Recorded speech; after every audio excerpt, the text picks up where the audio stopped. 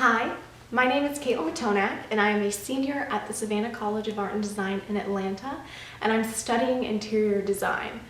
This is entry number 1 of my video diary, which is going to record my progress and my thought process throughout my capstone project.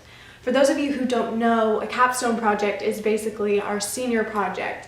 It is like a thesis for undergraduates, but it's a little less in depth. However, it is very heavily research-based, and it compiles everything that we've learned throughout our undergraduate course studies into one final project. The project is 20 weeks long.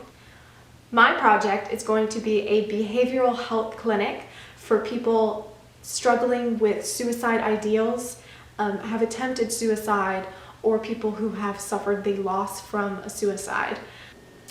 For this project, I was truly inspired by the semicolon movement, and so I wanted to call this project something that was symbolic of finishing your story, going through that therapy to overcome something so traumatic as suicide.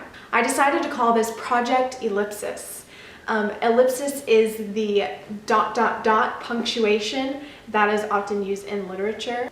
The ellipsis is often used as a hanging on point or a long pause or trailing off. The symbolism is just to let people know that it's time to finish your story. It's time to continue.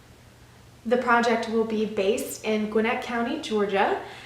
Gwinnett County is one of the counties with the highest suicide rates in Georgia, and so they've really developed a prevention program. In fact, GSPC is the Gwinnett Suicide Prevention Center, and my project will be in association with that organization. One thing that I'm going to do differently, however, because I know that there are quite a few suicide prevention centers and suicide crisis centers, but what I'm going to do differently is I'm going to incorporate themed environments into the facility so that the patients can have a more positive experience. Themed environments in healthcare is actually a really new concept. Very few hospitals actually incorporate themed environments, and it's mostly found in children's hospitals because, you know, children, it's sort of an anxiety to go to the hospital, to a doctor, to get, you know, scans and tests done. So incorporating themed environments into children's healthcare has been pretty popular, but never for adolescents or adults. So I really want to incorporate the themed environments so that way patients can have that more positive experience, and it's not just for children, it's for adults and teens as well. I want to incorporate all of these things to create a better therapy center for people with behavioral health issues. If you or someone you know has suffered from suicide ideals, survived attempted suicide, or is suffering the loss from a suicide, I truly would love to hear your story and get some insight on what you think about my project.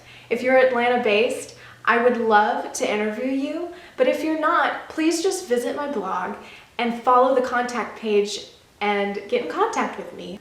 I'm going to try and post a video every week to record my progress, so if you would like to, please subscribe to my blog. It's cm-ellipsis.blogspot.com.